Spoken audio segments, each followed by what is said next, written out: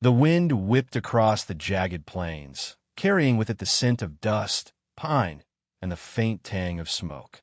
Storm clouds gathered over the distant mountains, dark and roiling, casting long shadows over the broken fences and abandoned homesteads that dotted the frontier.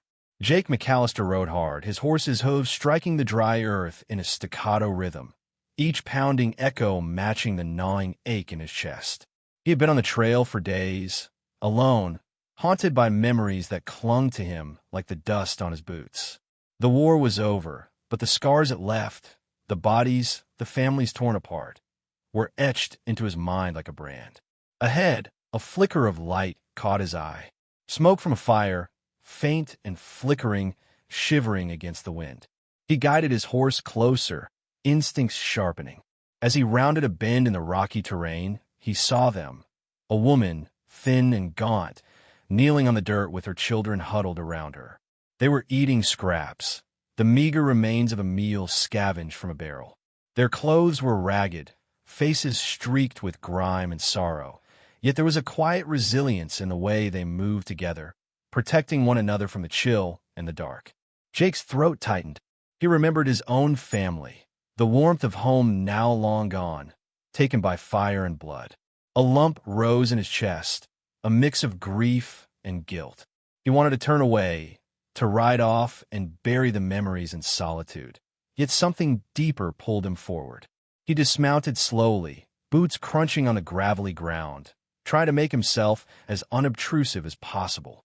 The widow looked up, eyes wide, wary, hands frozen mid-motion over the scraps of bread. The wind tore at her hair, whipping it across her face, and one of the children shivered violently.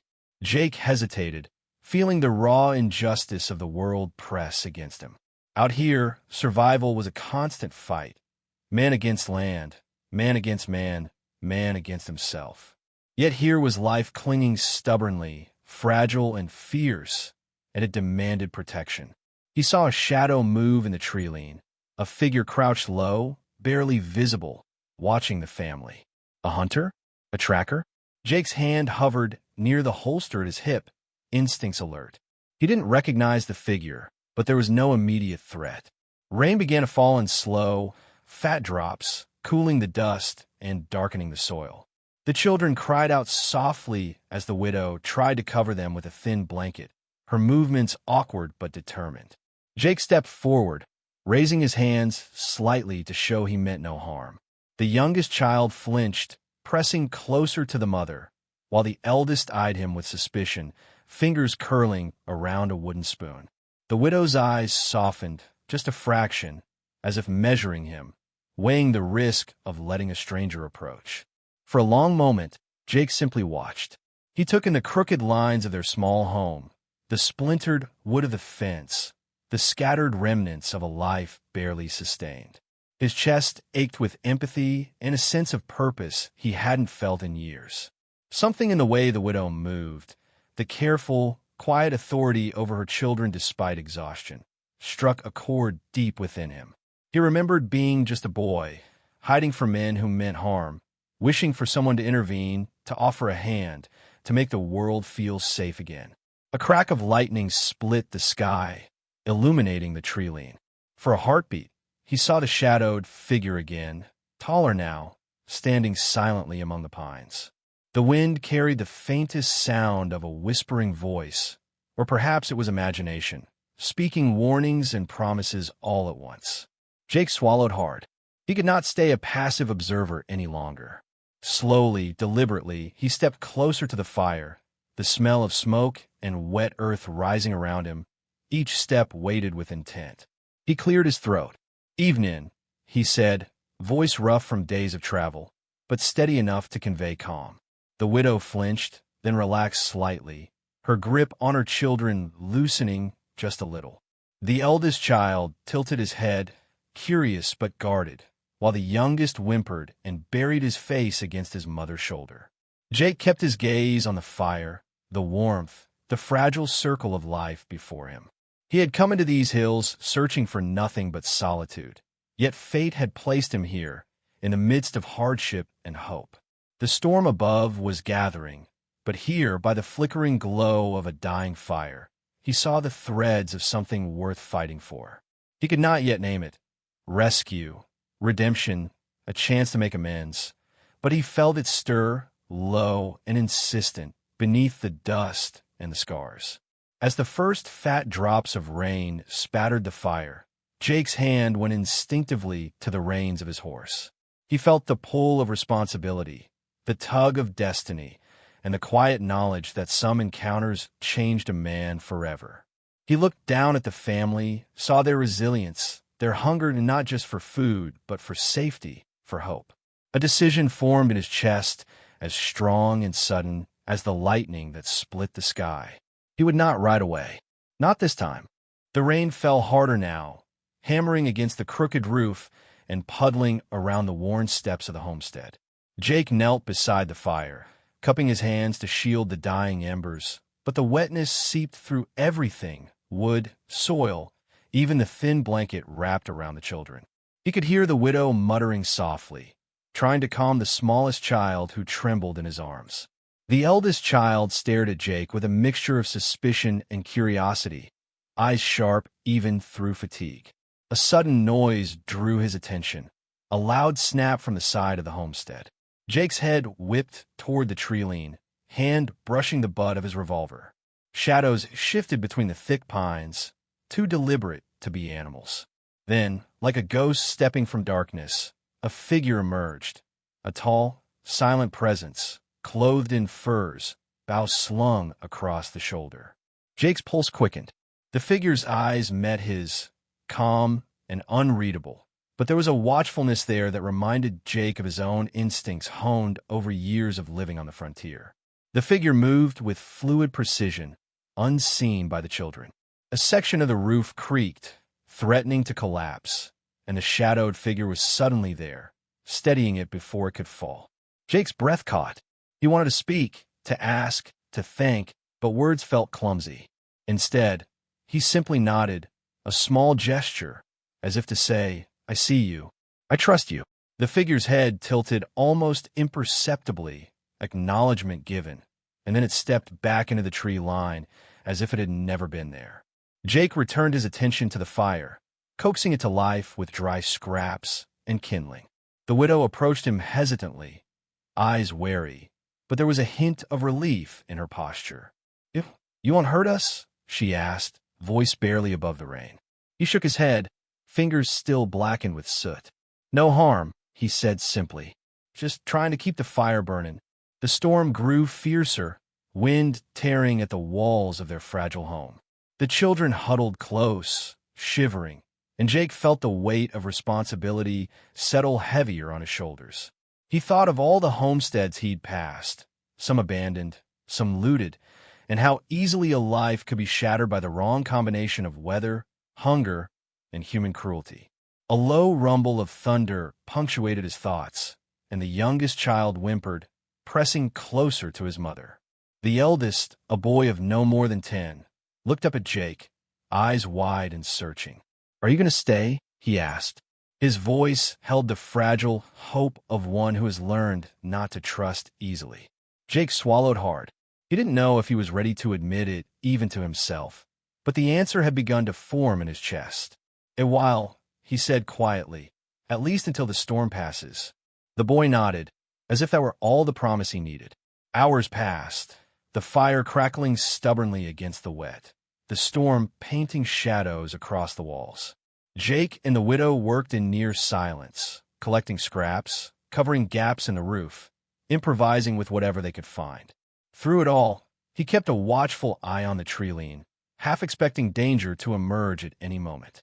But the mysterious figure remained, unseen yet present, a silent guardian whose motives were as enigmatic as the wilderness itself. By nightfall, the rain had eased to a steady drizzle, and the fire now burned brighter, casting a golden glow across their faces. Jake sat back on his heels, exhausted, and allowed himself a rare moment to breathe. The widow looked at him, gratitude softening the lines of worry on her face. "I don't know how to thank you," she whispered. He shrugged, unsure what words could bridge the chasm of silence and fear that separated them from safety.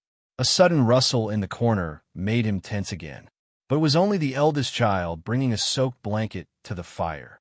"We can dry this," he said, his small voice carrying pride and a newfound courage. Jake smiled faintly. "That's smart," he said. "Good thinking." The boy's grin was fleeting but real, a small light cutting through the damp gloom. And then, just as quietly as he had appeared, the shadowy figure moved closer, still silent, still watchful. Jake caught a glimpse, a hand resting on a bough, eyes alert, muscles taut with readiness. He didn't speak. He didn't need to. In that moment, a wordless agreement passed between them. Mutual understanding, trust not yet earned fully but acknowledged. This stranger, this guardian of the treeline, would be an ally if the time came. And Jake knew, deep down, that time would come soon. The fire flickered, sparks dancing upward like tiny stars against the darkened sky. The widow settled her children, wrapping them together beneath the thin blanket, and Jake kept watch, feeling both the burden and the weightless grace of responsibility. The storm had not yet passed. The bandits, the wilds, the harshness of the frontier, they were still out there. But for the first time in years, Jake felt a tether, a fragile thread of purpose, tying him not just to survival, but to something worth protecting. The morning broke cold and gray, the storm's remnants dripping from the eaves and saturating the ground into sticky mud. Jake rose first, brushing rain-soaked hair from his eyes, the weight of the night's vigil still heavy in his chest. The widow stirred, her children clinging to her in half-sleep, faces smudged with soot and worry. Jake scanned the horizon, ears straining for any unnatural sound, every muscle coiled like a bowstring. He had survived long enough in these hills to know that peace was always temporary. It came sooner than expected. A clatter of hooves on distant rocks, muffled shouts, and the unmistakable rattle of guns being readied. Bandits, marauders who had been roaming these territories, picking off isolated homesteads, preying on the weak and desperate. Jake's hand went to his revolver, muscles taut, breath steadying. He had faced men like these before, but now, with the family here, the stakes were higher. One misstep, one moment of hesitation, and they could all pay with blood. "Stay low," Jake whispered to the widow, who froze, eyes wide but resolute. He motioned the children behind a pile of crates, a makeshift barricade against both man and nature. He could see the bandits now, creeping along the broken fence line, eyes scanning for movement. Heart pounding, he realized that they were outnumbered, but desperation lent courage to those willing to fight. And he wasn't alone. From the treeline, Tala moved like a shadow, fluid and silent. Arrow knocked, watching, waiting for the perfect moment. The first shot rang out, a warning, a crack of thunder in its own right, and chaos erupted. Jake fired, the smell of gunpowder sharp in the cold air, bullets chipping wood and rock. Tala moved with precision, arrows finding their marks, her presence both terrifying and reassuring. The widow grabbed a plank, swinging it to block an advancing bandit, her face twisted with fear but determined. The children shrank behind the crates, wide-eyed, clutching one another, yet their small voices whispered prayers or encouragements, the innocence of youth surviving in defiance of violence. Jake felt a surge of adrenaline, fear sharpening into focus. Each movement calculated, step, aim, fire. Every breath a deliberate choice. Memories of loss surged, mingling with raw instinct. He could not fail them. Not again. Beside him, Tala shifted, silent signals passing between them. Hand gestures, eye contact, subtle nods. Communication without words, trust built in the crucible of necessity. The storm from the night before still lingered in the mud beneath their boots, making footing treacherous, bullets slick with rain, but both moved with uncanny coordination. The bandits faltered under the unexpected defense, a few dropping to the ground, others retreating with curses and shouts. But victory was never simple on these plains. One marauder, bolder than the rest, charged the widow, swinging a knife. Jake's heart stopped for a moment as time seemed to stretch thin. Then he acted, rushing forward and intercepting the man with a brutal force, disarming him and throwing him into the mud. Tala's arrow found another threat simultaneously, the sound sharp, decisive. Breathing heavily, Jake looked around at the battered, rain-soaked homestead. Crates overturned, walls splintered, the fire nearly extinguished. And yet, the family survived. They were shaken, frightened, but alive. The widow's eyes met his, gratitude mixed with exhaustion, and the eldest child gave a small, proud nod. Jake allowed himself a fleeting smile, one that carried the weight of survival, of connection, of hope. Later, as the adrenaline faded, he found a quiet moment beside the fire, tending it back to life with damp wood. Tala emerged from the tree-lean, standing near the edge of the glow, her expression unreadable yet calm. Jake nodded toward her, and she responded with a subtle tilt of her head, a mutual acknowledgement that their bond had strengthened in the storm of bullets, mud, and fear. The children approached slowly, curiosity overcoming trepidation. Jake handed them small portions of bread and water, his gestures careful, deliberate, a silent promise that this wasn't a fleeting kindness. The widow worked to prepare them for warmth, wrapping blankets around trembling shoulders, all the while glancing at Jake and Tala with a trust that was hard-earned, fragile yet real. The battle had changed something in him. He realized he was no longer merely a wanderer, haunted by the ghosts of his past.